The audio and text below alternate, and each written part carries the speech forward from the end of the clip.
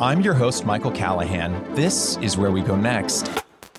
And years ago, when I was in film school, I took a class on color theory, the study of how colors can affect how we feel and perceive our environments. And early on in the course, we learned about how a color can lose its impact if our eyes are exposed to it for too long. One of the walls of our classroom was covered in red soundproofing material, and the professor had us stare at that wall for about a minute, and then he asked us to look away, and suddenly everything else in the room looked more green, because our eyes had been trying to normalize the color red. And it turns out that our brains are doing that all the time, not just with the colors around us, but with everything we experience. With us today to explain how and why this happens is Dr. Tali Sharot. She's a professor of cognitive neuroscience at MIT and University College London, and the founder and director of the Affective Brain Lab, a cognitive neuroscience research laboratory dedicated to unraveling the mysteries of the human brain. She's the author of The Optimism Bias, a tour of the Irrationally Positive Brain, and The Influential Mind, What the Brain Reveals About Our Power to Change Others. Her newest book, co-authored with Cass Sunstein, is titled Look Again, The Power of Noticing What Was Always There. Tali, thanks so much for joining us. Thank you for having me. Okay, so let's just cut to the chase here. Why does a new car feel amazing for a couple weeks and then start to feel ordinary, or a vacation in an exotic location feels thrilling upon arrival but pedestrian by the time I'm heading home? Or why does an awe-inspiring piece of art stop inspiring awe? I'm going to start with the anecdote that you described. I absolutely loved it. And in fact, we have a similar visual illusion in our book on the cover. It's like the inside flap. And basically what we have is clouds of colors, red, green, yellow, and a fixation point in the middle. And what you do is you stare at the fixation point. You do not move your eyes. And if you do this really well for about less than 30 seconds, the colors suddenly become gray. And if you're really, really good at it, the colors actually disappear altogether and it just becomes white. Why does this happen? Well, it happens because when neurons in our brain get the same input, exactly the same without changing, they stop responding. So the neurons stop responding to the colors. The moment you move your eyes, then different neurons will get different input. And so then you start seeing the colors again. And so this is a very, very basic phenomena called habituation. Habituation is basically our tendency to respond less and less and less at things that don't change. So it could be something like color. It could be something like sound. There's an AC in the background. And because it's been there for such a long time, you don't notice it until someone turns it off. And then you say, oh, I feel so much better. I didn't realize that there's something in the background that was annoying me, but I didn't really realize it. Or you go into a room full of smoke. And at first, the smoke is overwhelming. But after 20 minutes, studies show that you cannot perceive the smoke any longer. You can't smell it. And just as we stop responding to smell and sound and color, we also start responding less and less, or don't respond at all, to both the wonderful things in our life and to the not great things in our life. So we habituate to good things in our life, like maybe you have a loving relationship and you've been in that relationship for a very long time, or maybe you have a comfortable home or an interesting job, but because you've been in the same job in the same home for a long time, those things don't have as much impact on your daily happiness as they should, because you kind of habituated. You don't notice it anymore, just as you don't notice those colors. And at the same time, you might actually habituate to terrible things around you, both in society like sexism or racism, and in your personal relationships like cracks in the personal relationship or inefficiencies in the workplace. If they've been there for a very long time, we sort of get used to them. And if we get used to them, we don't notice them and we don't try to change. So we might be living with some optimal things in our life because of habituation. When it comes to habituating to an irritant, right, like a dog barking in your backyard or the sound of a smoke alarm that you should probably change the battery for, that makes sense to me from like an evolutionary perspective, because you wouldn't want some annoying thing to distract you from what you need to do. Let's say thousands and thousands of years ago as a hunter-gatherer or something. But habituating to the positive, to the things that bring joy, to the things that make life worth living, that seems so counterintuitive. So why does that happen? First of all, it happens because the rule would be the same for the good and bad, right? The rule simply being neurons respond less to things that are constant. And if you think about the good things, there's basically two answers. Both of them are probably true. The first is that because we habituate to the good stuff, we are actually more motivated. It keeps us motivated. So think about your first entry-level job. When you first got your job, you were super excited and super happy. Imagine that you'd be as excited and as happy 10 years later, right? You wouldn't be motivated to go after that promotion to get the next job, right? So habituation actually enhances progression, keeps us moving forward. The other explanation that is probably true as well is very similar to what you just said, which is we need resources to be ready to respond to the next things that is coming our way. So the fact that we stop responding to things around us, good or bad, means that our brain has more resources. And when something really important is coming our way that we need to respond to, whether it's a lion coming our way, or maybe it's like, oh, there's some food around that we should grab, we'll be ready to respond to that quickly. And so it is a survival mechanism. So these are some reasons why habituating to the good and to the bad could be adaptive. However, on the other hand, they are things that we just mentioned in the beginning, which is, sure, it's adaptive, but it also means that we don't get as much joy from the good things around us because they've been there for such a long time. And we don't notice the bad things that we could change. It's such an interesting phenomenon that process of habituation is so deeply baked inside of us. And on some level, I'm sure we're all aware that we're doing it. You show example after example in the book about how we start a new job, it's exciting, we go on a vacation, it's thrilling, but then a couple weeks later, a couple months later, the thing that felt thrilling and novel and new and joyful and happy, or in the other direction, as you've said, something that felt horrible or mundane or upsetting, it just always returns to the baseline. It's just interesting to think that as humans for tens of thousands of years, we've been living with this, and yet we think of heaven, many of us anyway, as getting exactly what we want all the time. This place where we're always happy and food is plentiful and we're surrounded by all of our favorite people and our dogs are there and everything is wonderful. But thinking about this, thinking about how habituation can take even the most amazing things and turn them into the ordinary, it seems like our conception of heaven would eventually become a kind of hell. Yeah, absolutely. And in fact, there's a quote that is in the book, which I think is really key to this book, which is from Tibor Skytowski, who's an economist. And he says, pleasure results from incomplete and intermittent satisfaction of desires, right? Pleasure results from incomplete and intermittent satisfaction of desires, which means that even heaven will just become boring and mundane after a while. We start the book by saying, think about the best day of your life. What would the best day of your life be like? Imagine what you will be doing, where would you be, who would you be with? It's probably quite great. Maybe I can imagine being on a beach, it's sunny, I'm with good friends, maybe having a nice drink. Now imagine you wake up the next day and you experience the exact same day. Same events in the same order. Groundhog Day. Right. You wake up again and it's the same day. You wake up again and it's the same day. It is Groundhog Day. And so what would happen is that the best day of your life will suddenly become mundane and boring. It won't be that great. And in fact, there's data that supports this intuition. So a few years ago, I worked with a tourism company, and they wanted to know what makes people happiest on vacation and when are they happiest. So we went to resorts. This was in the Dominican Republic. And we surveyed people. And we found, first of all, that the happiest time was 43 hours into the vacation. So 43 hours gave people time to settle down and focus on fun. And from that point on, joy started dwindling. They started habituating. Now, don't get me wrong. People were still happy on day 87654, right? But not as happy as they were on 43 hours in because of habituation. And when you ask people, hey, what was the best part of your vacation? The word that they used more than any other word was the word first. The first view of the ocean. The first sandcastle I built, the first cocktail. The second of the view of the ocean, it was quite good, but it wasn't good as the first, right? The second cocktail, third, fourth, fifth cocktail was still good, but it wasn't as good as the first because the first, they are novel, they're exciting. And everything that comes after that could still be good, but because of habituation, we respond to them less. We may notice the taste, of the cocktail less. We may notice the sun rays touching the water less. We respond less, both visually and auditorily and all of that. And so the joy is not quite as high as it was 43 hours in.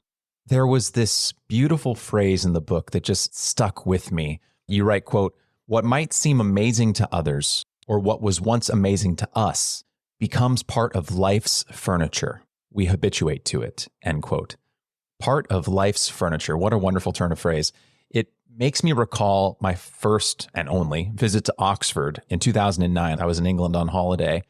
And I just remember I was walking around. I must have looked so stupid. I was walking around, my mouth agape, looking at all of these 1,000-year-old buildings, just stumbling around. Because having been born and raised in California, I think our oldest buildings here are like missions from like 200 years ago, which doesn't hold a candle to something that was built in like 973. So I'm walking around looking up at all these massive historical buildings, and then I kind of snap out of it. And I noticed that there are just hundreds of people, students, workers, etc., just walking to school, walking to the coffee shop like nothing is amiss. And I wanted to grab them by the shoulders and be like, you are surrounded by history. Why is it not making you as amazed as it's making me? But then I think, when I have friends who come to visit me in Los Angeles, we don't have a ton of history here compared to Oxford, but I have so many amazing conveniences and amenities and wonderful things to do here that become part of my life's furniture, that when friends come to visit me, they remind me, hey, there's so many amazing things here. I'm from a small town. You must have it so good here. And I realize, oh my gosh, the same thing that I was seeing in those students walking to Oxford campus, and I wanted to shake them by the shoulders, I'm sure my friends have wanted to shake me. And so I guess my question is how do we go about getting back to a place where we can walk down Hollywood Boulevard or look up at a majestic historical building in Oxford and see it again with fresh eyes? So there's a few things. One is taking a break just from your ordinary life.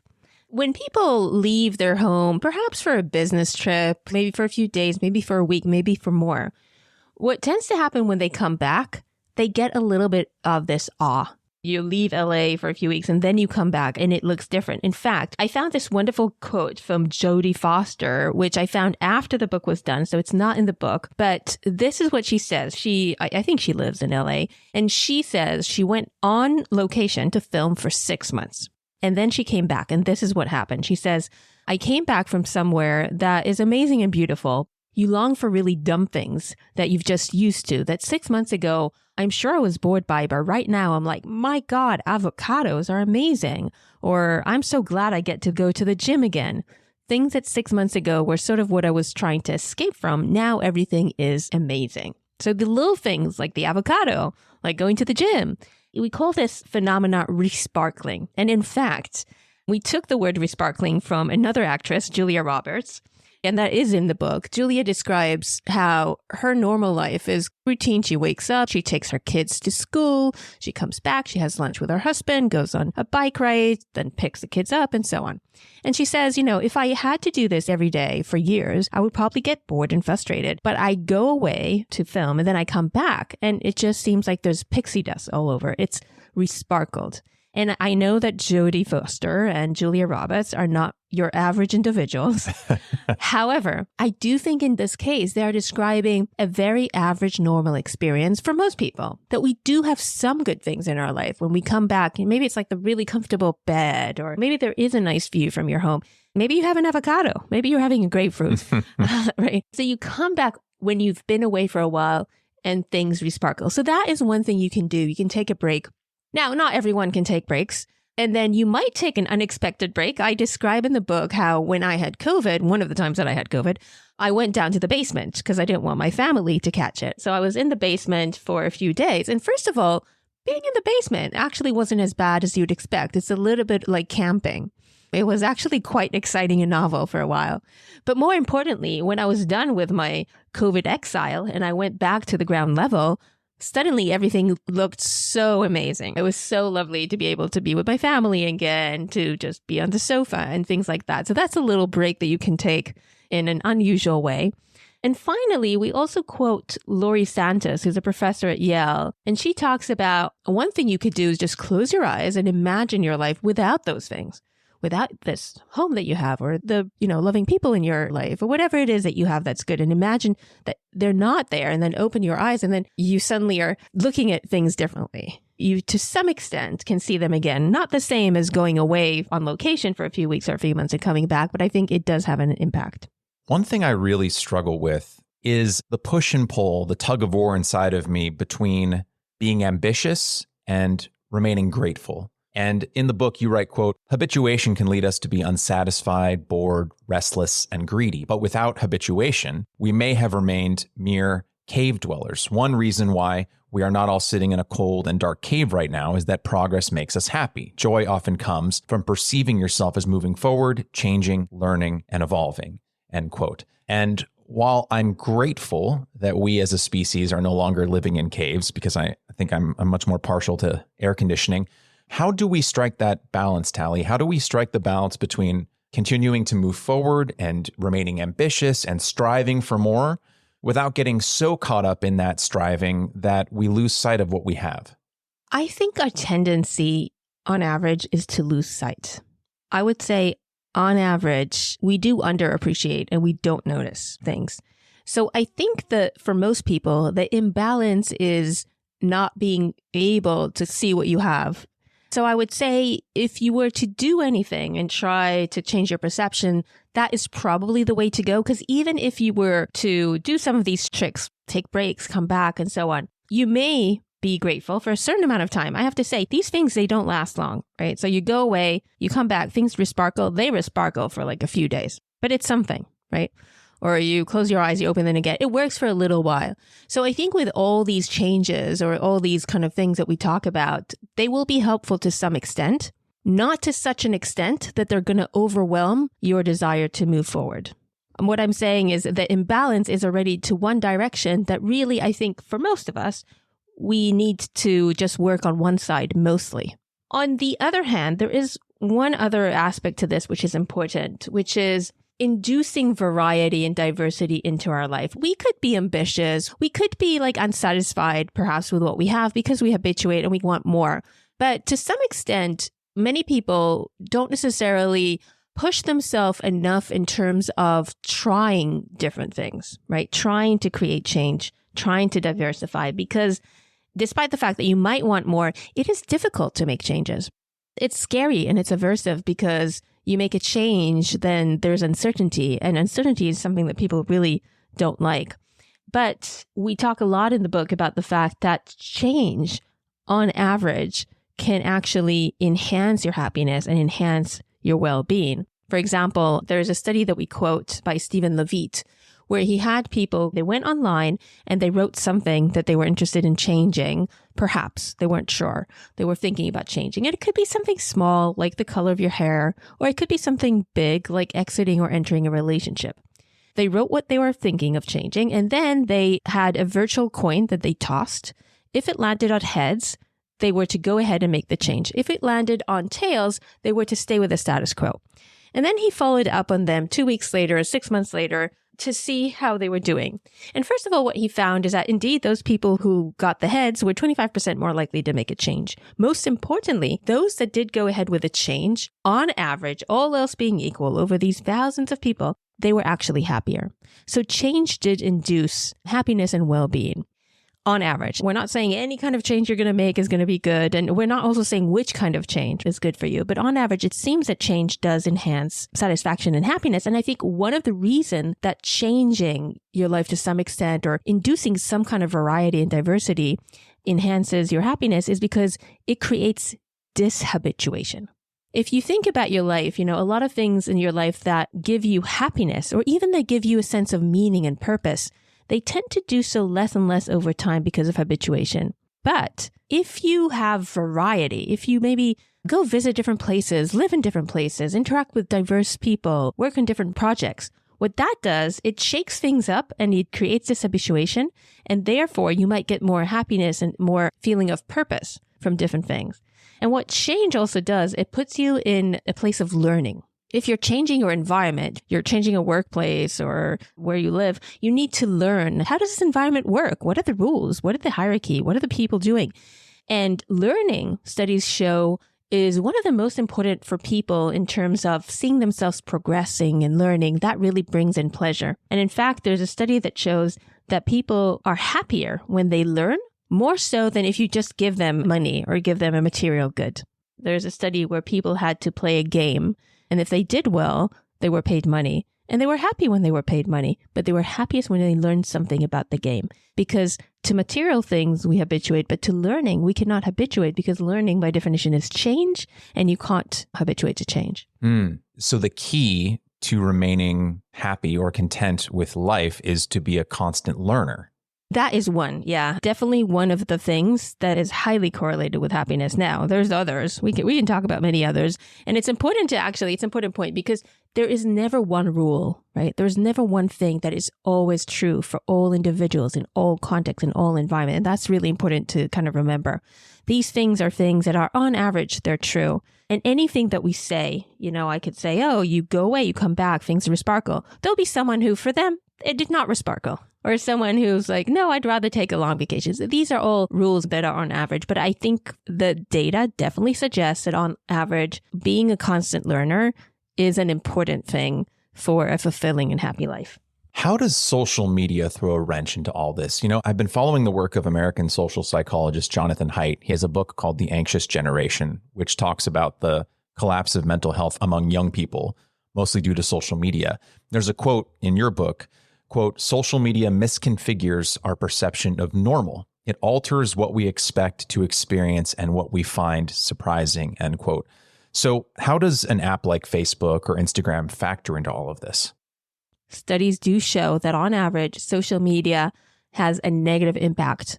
I'll just give you a few examples and then say, why do we think that's actually also to some degree related to habituation? So in one study, there's an economist named Hans Alcott. He did an experiment where he took two groups of people, 1,000 individuals. He gave them $100 each to go off Facebook for a month. This was quite an old study, so it was done on Facebook.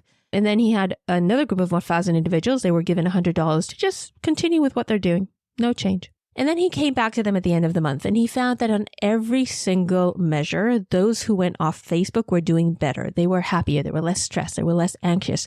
They said things like, oh, I interacted more with people in real life. I played the piano more. I read books more. They were absolutely doing better. And what was interesting was that they were surprised by how much better they were doing. I think most people had some sense that social media did not have a good effect on them. They had a sense that probably it's inducing some anxiety. Probably it's a bit stressful to go online and see people posting all these things about the great things that they're doing, whether true or untrue.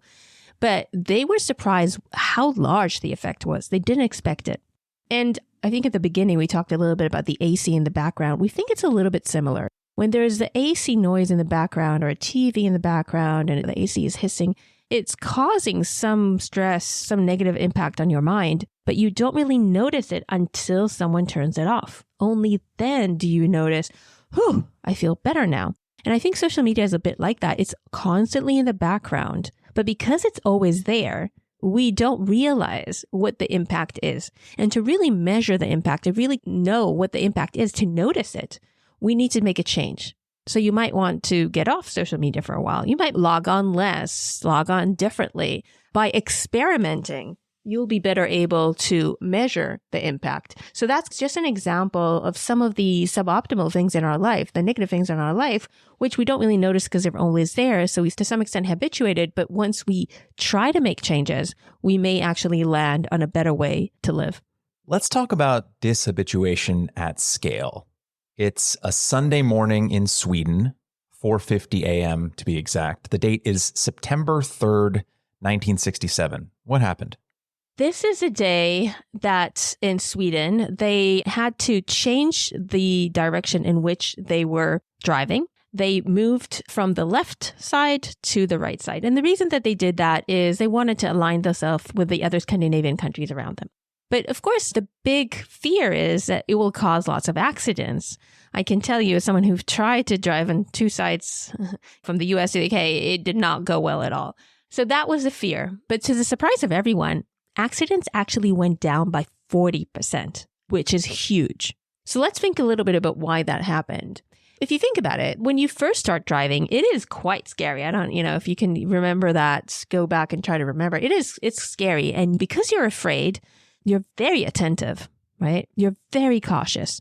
But over time, we do it again and again and again. And so now it just becomes habit. There's no fear, despite the fact that accidents is actually one of the top causes of death. People are not scared when they go into their car. They're used to it. And so because we're not scared, because it's something that we do all the time, we don't attend as much as we should, and we're not cautious as much. But once you make a change, any change, this was quite a big one, right? You need to drive on the other side of the road. Then people start feeling scared and they start attending and becoming more conscious. So accidents went significantly down. Now, within 2 years, people got used to the other side of the road and accidents went back to baseline. The message here is that if we want to reduce risk-taking, in some cases, we want to change the rules, change the way we do things, perhaps take a different route to work. You'll probably be more attentive. Another great example is warning on cigarette packets. The FDA actually recommends that those be rotated every at least few months because people just habituate. The first time you see this person who's maybe on a hospital bed with tubes, there's a huge emotional reaction to it. But the second time, less so. The third time, less so. The fourth time, less so. And as the emotional reaction goes down, the impact of this message is reduced. I've heard of a similar phenomenon that's affecting relationships because of how the wide availability of pornography in the 21st century desensitizes people, largely men, to what like actual ordinary intimacy looks like. It just seems like this, to speak to your cigarette thing, I've heard similar stories of how people will be exposed to like really violent images online. And like the first couple times they look at these violent images, they're of course taken aback. But after a while, it's like they're looking at an image of a cartoon character. They're looking at something incredibly horrific, but all of a sudden it's like they're looking at the back of a cereal box.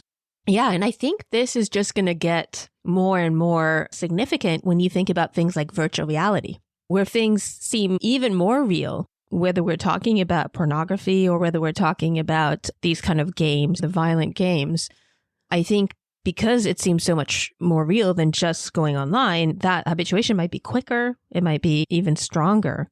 There's one thing that we did do with virtual reality, which, again, talking about risk, we had people play this game where you go up a high rise in an elevator, and then the elevator doors open. And as they open, you find yourself on this plank up in the sky. So you look down and there's small cars, you look up and there's birds, and it is extremely scary. It's really hard to imagine how scary these things are if you haven't tried it yourself. I think before I tried it, I could not really believe it, but it's a really interesting phenomenon because you put this virtual reality goggles on and you know that you're standing on the ground. And at the same time, your brain is tricked to believe that you're up in the skyrise on a plank and that one step, you're just going to fall and die. So these two things exist at the same time. It's really scary. But we did find that as people played this game over and over and over, the first, when they started playing, they were very scared. They said that they were scared. We measured their physiological response. We could see anxiety was high and they were very cautious. They didn't walk along the plank. But then they went up again. And they walked a few more steps. And then they walked up again, a few more steps. And as they did it again and again and again, they felt less and less anxious. They felt less and less scared until finally they just jumped off the plank. So we definitely see this emotional habituation. Now there's the question, so what does that mean for real life? I don't know. Once you've played this game many times, are you less scared doing something like that in real life? In fact, there's this TV series called Limitless, where this actor, it's a documentary type of thing. And he does the same thing. He does a virtual reality over and over and over so he can prepare himself to do something similar in real life. He actually walks up thousands of feet off the ground. He is tied up, but still, that's how he prepares himself. Yeah, that makes sense. A good childhood friend of mine is a pilot. He recently had to switch from an Airbus to a Boeing. But even though he has thousands of flight hours under his belt, switching to a new plane meant that he had to go through training all over again. And a good chunk of that training before he even gets in the actual real plane is this virtual simulation of flying the plane, landing it, flying it, landing it. So when it finally comes time for him to fly the real thing, it feels like he's done it before. One of the things that was, I don't know if shocking is the right word, but disconcerting was how bad habits can become normalized through habituation. Can you talk a bit about the study that you conducted in your Affective Brain Lab about how the brain adapts to dishonesty over time? Yeah, in fact, that's a study that led to this whole book. It's a study that we published in 2016. What we showed is that people habituate to their own dishonesty. So we had people come in and they played a game where they had an opportunity to gain money at the expense of another person if they lied to that person. Now, we didn't say anything that they should lie. We didn't say the word lying, but they could figure it out. And what we found is at the beginning, they lied by just a little bit, just a few cents here and there. But over time, the more opportunity they got, they lied by larger and larger amounts. So cents became dollars and larger amount of dollars.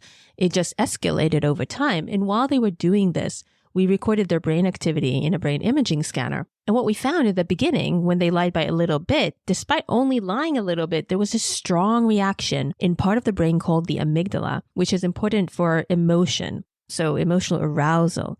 And the amygdala was really responding, probably suggesting that people were feeling bad about lying. They felt uncomfortable because most people think that lying is immoral and they actually don't feel comfortable doing it. But because of emotional habituation, the amygdala response went down. The regular rule by which we respond less to things that are the same, constant, don't change. So the more and more they lied, the more and more the amygdala reaction went down. They didn't feel as bad. And because they didn't feel as bad, there was nothing that was curbing their dishonesty. The reason we don't lie is because we feel bad about it. But if you stop the bad feeling, then you would just lie more. And we could actually predict the more the amygdala diminished, we could predict by how much they would lie more the next time. So that shows us that there is this escalation of bad behavior if we do it more and more. The more and more we do it, the more and more we do it. To a point where we almost become blind to the fact or numb to the fact that we're doing it at all. How does this relate to how across different societies we witness and perceive discrimination? And why are the victims of discrimination less likely to habituate to it? Yeah, so if we have things around us that are kind of always there, it could be racism, it could be sexism, we might stop noticing it. So let me give you an example. So even now, most pilots are men. And this was even more the case in the not so far past. And so you walk onto a plane, you look into the pilot quarters, and you see that it is a man. And there's no surprise signal because that's what you expect. And you don't even notice it. And worse than that, what our brain tends to do when it sees a pattern, for example, that most pilots are male, it comes up consciously or unconsciously with a reason why that is. And so you might then conclude that men are better at operating large vehicles, like large planes. And maybe imagine that in the future, you are in charge of hiring pilots. You would hire more male because you have that conclusion. And that's basically how it works in all parts of life. When we see the result of discrimination, our brain doesn't conclude automatically, oh, it's because of discrimination, right? It just takes in the statistics, creates expectations. And when the expectations are met, it does not have any surprise signal. It doesn't make us attend to it because it's what we expect. We expect females to be the teachers and males to be the pilots, males to be CEOs. And when all those expectations are met, we just gloss by. And I think to some extent, people who are discriminated against also get used to it and create these expectations. But there is one difference, which is if you are the person who's discriminated against, you may then have an experience of, wait, I'm actually quite good at this. Imagine a female pilot who the rest of the world she knows are saying, oh, male pilots are better. So she has this expectation, I'm not as good because I'm female, perhaps. So that expectation may be there. But then when she actually flies a plane, she can see the outcome. She can feel that she's controlling the plane quite well. She's doing quite well. So now there is this kind of dissociation between what she expects and what she observes. So now she does have this surprise signal. And this surprise signal, this kind of difference between what the expectation is and what the outcome is, will make her habituate less, or perhaps even dishabituate. So I think what we want to do is we want to make inequality surprising. The current state is that equality is surprising and inequality isn't, right? But we want to make inequality surprising. So how do we do that? There's one example that I like a lot. It's from a neuroscience professor at Princeton called Yael Neeve. What she was trying to address is inequality and discrimination in academia. And she focused on one specific aspect, which is it is a case that when you go to conferences, you tend to get, for example, within the field of neuroscience, more male speakers than female speakers. And you may say, well, maybe that's because there's more male neuroscientists and female neuroscientists, which is true to some extent. But what she is showing that discrimination goes beyond what actually the ratio is currently. So what she did, she created this website. On the website, she listed all the conferences in neuroscience that she had access to. And next to every name of a conference, she put the ratio of female to male speakers. So maybe it's like 1:5. And next to it, she put the ratio of females to males in that specific subfield of neuroscience. So she might see that actually in that subfield, female to male ratio is 2 to 3, but the speakers is only 1 to 5. So there's clear discrimination there. And what she did on top of that, she put the names of the organizers. And so this did a few things. First of all, it made things very transparent. It became surprising because you can see the problem in front of you. And the second thing, it created accountability. And people didn't want their names next to something that looks like there's discrimination. And so that led people to take more notice, to think twice when organizing a conference, to try to have more equality in gender when it comes to speakers. You reference how the 1961 book, Black Like Me, is probably one of the best historical examples of dishabituation to discrimination, or, quote, temporarily putting ourselves in another's skin, end quote. And you discuss in the book how using virtual reality could be a potential way to do this. But it made me recall perhaps an even easier one. I work in video games, marketing specifically. So I know a lot of gamers, and a lot of those gamers are male, who play games online. Some of them will have a gender neutral or like gender ambiguous gamer tag, just for no reason, and a female image as their avatar, usually a picture of one of their favorite characters from like a beloved game. And they'll tell me that they thought nothing of that choice, right? If you've ever made an online account for an online system or for a game, you're just powering through it. You just want to get to the actual fun part. So you're like, all right, name, date of birth, image, let's go. You just want to get to the fun part. And these guys, they'll be playing an online game, right? Like a first-person shooter or something. And they have their microphone off, so they're not saying anything. And because of their ambiguous gamer tag and their female avatar, they'll often receive like just the most sexist, misogynistic, disgusting comments from other men playing that game with them. But then the moment they say something in response, like the moment they turn their microphone on, the behavior just instantly stops. And I mean, being online gaming, the abuse probably continues in a non-gendered way, but it's just an interesting glimpse into how just even being perceived as someone who experiences that kind of discrimination, even for a few minutes, instantly kind of changes and dishabituates someone to that kind of discrimination. That is super interesting. Really, really interesting. And I think a really good way to notice things from the other side. To take it to the extreme, there's these cases of people who transformed from, let's say, male to female or female to male. And there's a few examples of this within academia. And they do say that the experience is totally different. Now they can see a male that then became female could feel a difference in how people in academia are responding to them and their work, right? And vice versa. A female that transformed into a male now says, well, now I'm getting more respect for the same type of work. So what you're saying is a bit like this kind of low-level transformation, right? I'm just doing it online for a while, and it makes things really vivid and clear. You know, reading through Look Again, I kept thinking back to a passage from one of my favorite books of the 2000s that felt of a piece with your research. It was about why surprise parties surprise us. We're habituated to a home at 6 p.m. every night when we get back from work that is empty and dark if you live alone, right? Like you return to the apartment, you put your key in the lock, and as you open the door, you are imagining that your apartment will look as it always has, that the lights are off, that your furniture is exactly where it is, and that no one is in your house. And we have this model in our mind that 99.9% of the time is correct at 6 p.m. on a Wednesday. And when this model is contradicted, when there's all of a sudden 20 people in our house and the lights are on and they're yelling surprise, we're surprised because it goes against what our expectations were. The book is Stumbling on Happiness by Harvard psychology professor Daniel Gilbert. And then I saw that you were just in conversation with Daniel in Cambridge in late February to discuss Look Again. So where would you say your research and your theories overlap with Daniel's, if at all? And where do they diverge?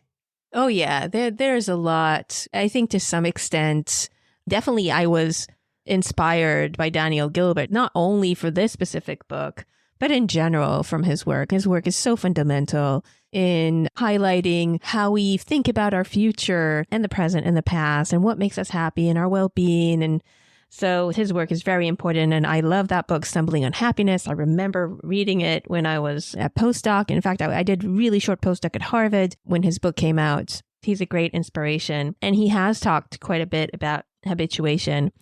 I think at the end of the day, there's room for everyone. So we talk a lot about other things as well.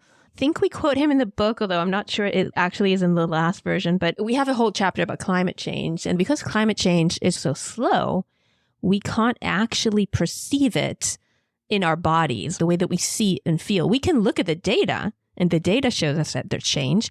But when we are just outside on a daily basis, we don't really see or feel or smell the change because it's so slow. And Daniel Gilbert says, maybe climate change is too slow for us to actually react.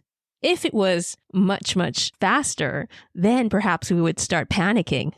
But to some extent, because it's slow, we can't feel it. So we're like, yeah, okay, the data shows it. But for me, it just seems the same. Yeah, so that's just one place that we quote him. It's possible that we cite his studies in other places as well.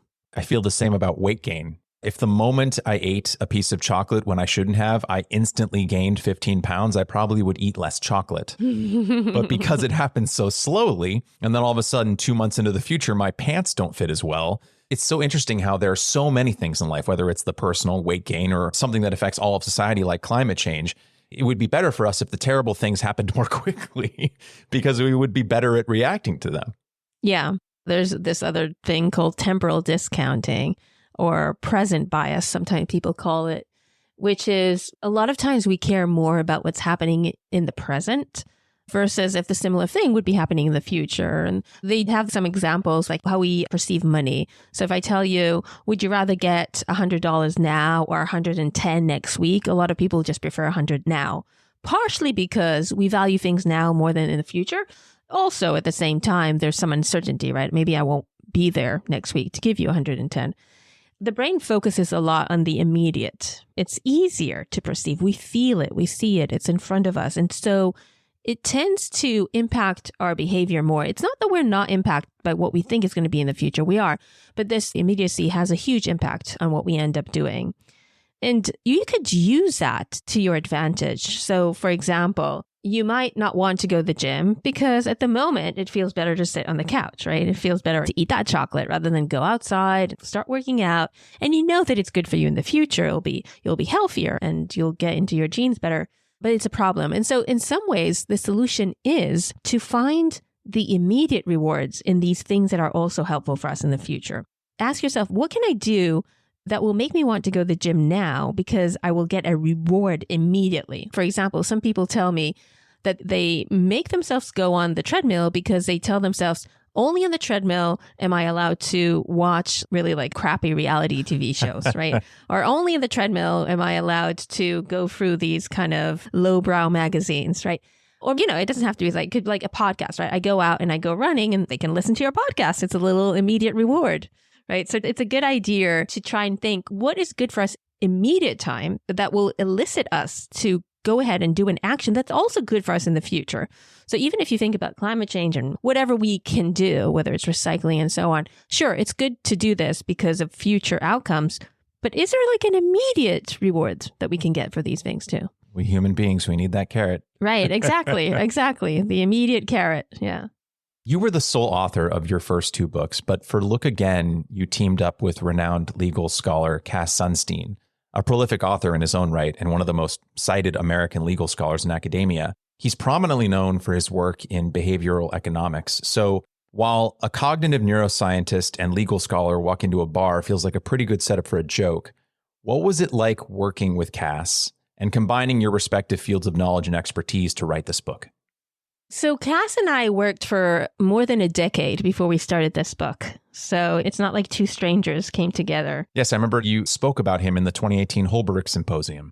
Right. Yeah. So he got the Holbrook Prize and I came to be part of the symposium when he received his prize. That was 2018. But we've been in touch since my first book, The Optimism Bias, which came out in late 2011. In fact, it was Cass who wrote me an email the day the book came out. I was promoting my book and I got this email from Cass Sunstein, who, of course, I knew who he was and I read his book Nudge, but I never met him. And he just wrote one sentence to say how much he loved the book, which is so amazing and so nice of him to do that to someone who's absolutely unknown. And he just took the time to write this email. And from that point on, we started talking and we started working on things together, whether it was putting together workshops that bring policymakers together with neuroscientists, working on different papers, op-eds, and we continued doing that for more than a decade. And I love working with Cass. He is a lovely human being, one of my favorite people, and of course, very knowledgeable, smart, and hugely productive.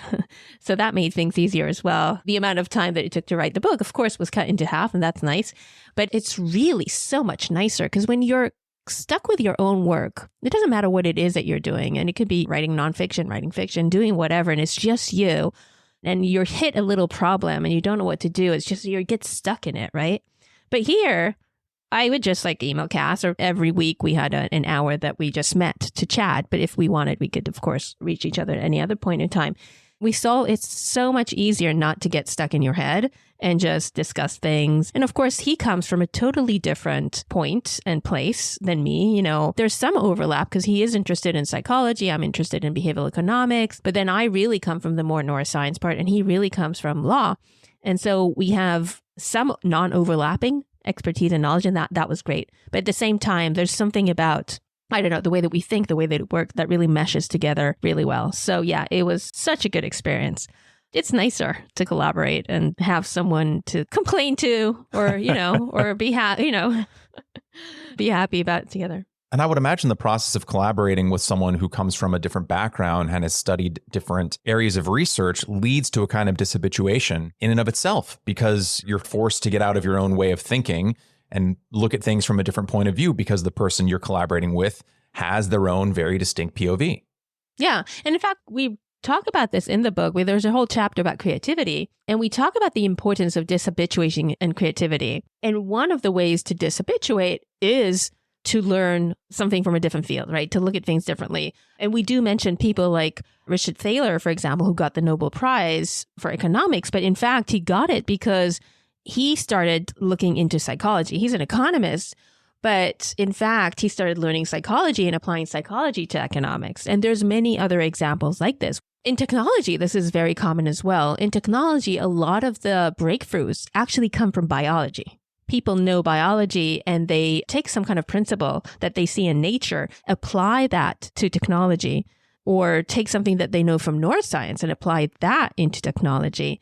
How AI works is very much based on how the brain works. It's not the same, but a lot of the principles of how the brain learns is then applied to AI. And that's a way to dishabituate and come up with new ideas. And in fact, there is research showing that individuals who habituate slower tend to be more creative. So there's a study by which they looked at how fast people habituate, and specifically to sound. They had the same sound again and again, and they measured dishabituation by looking at their physiological response.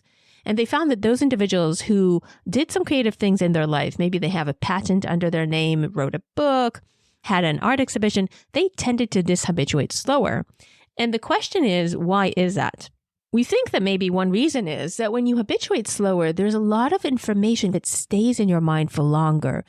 Images and smells and sounds and bits of knowledge, they stay in your mind. You don't habituate, they stay longer. And it could be very distracting, but at the same time, it means that different bits of knowledge from all kinds of places and fields can mesh together in your mind, can collide and create a new idea. Bit of information from, as we said, nature is in the soup in your mind with another bit of information from technology. And once in a while, they come together and create some innovative idea. And in fact, some other studies show that if you induce dishabituation, you can actually become more creative. And you can induce dishabituation. Sure, you can do that by learning things from different fields, but you can also do simpler things like just move. So you're in your office working and then you move to a coffee shop. You're in your office, you go out for a walk, you come back. So there's a study by a psychologist by the name of Kelly Main, and she found that when people do that, so you'd move to another location, creativity was boosted for 6 minutes on average. But those 6 minutes could be the crucial ones, right? That's when you can come up with the next big idea.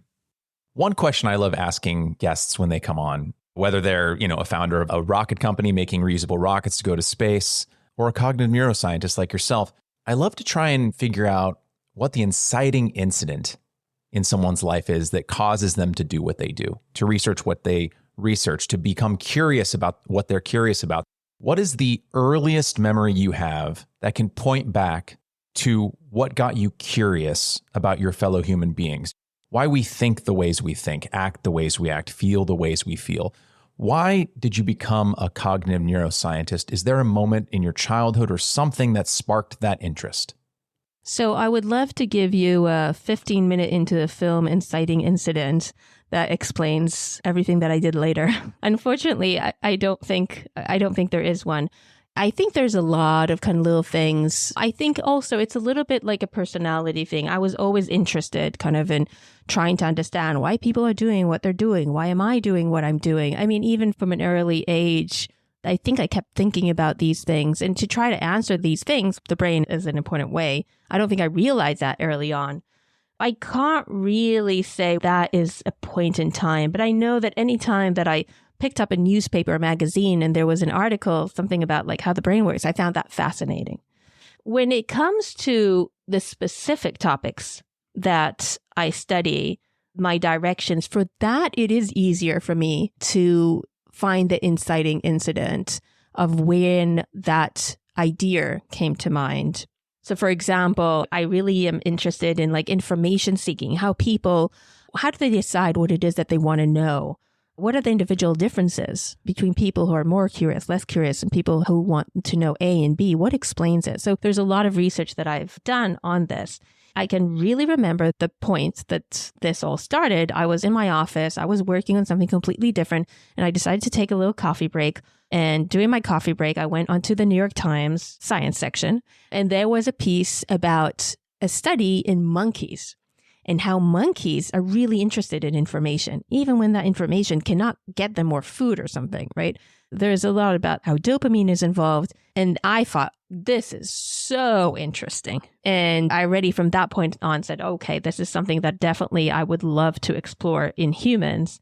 And I actually ended up years later working with the first author of this monkey paper, and he was working with us on our human studies. But that is just one example where you just happen to read something, in this case, it was the New York Times, or happen to talk to someone or listen to a lecture. There are all these examples, and that really leads you in one direction. You mentioned Daniel Gilbert and Stumbling on Happiness. I don't think it was quite the inciting incident, but it did impact some of my research that came shortly after that time. I'd love to end by recalling your earlier book, The Optimism Bias. With your research with Look Again and the work that you're doing around it at your lab, what have you learned recently that has made you optimistic about the future of us, about the future of human beings in our societies? Is there anything specifically out of your research for Look Again that has made you feel optimistic about the future of humans? I think this whole idea about resparkling, and I have noticed it in my own life, suddenly just things that have always been there, if I've been away from them a while and suddenly I'm back and they make me feel so much joy. I think that is optimistic, right? That you could do that relatively easily, that you could have this excitement and joy from things that have always been there just by being away for a little bit and then coming back. So I think what it means to me is that on one hand, sure, we habituate, but on the other hand, the thing that made you happy and joyful is still there. It's still there.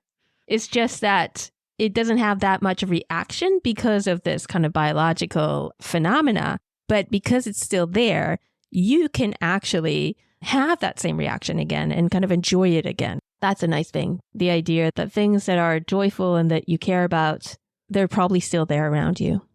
Your curiosity and enthusiasm, it's just infectious. The curiosity engenders curiosity in me. The enthusiasm begets enthusiasm. So thank you for writing the book, and thank you so much for spending time with us today. Well, thank you so much for having me and all these great questions. And it's clear from your questions that there was a lot of background research and reading and kind of learning. So that's always great. Thank you so much.